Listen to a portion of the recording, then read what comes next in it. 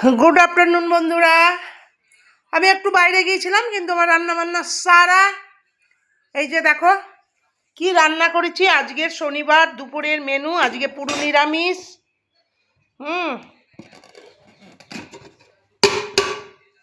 এই দেখো সাদা ভাত, এখানে তো দেখতেই পাচ্ছ পাঁপড় ভাজা, মটরশুঁটি দিয়ে বাঁধাকপির তরকারি, আর এখানে করেছি বন্ধুরা ডাঁটা বড়ি বেগুনের ঝোল।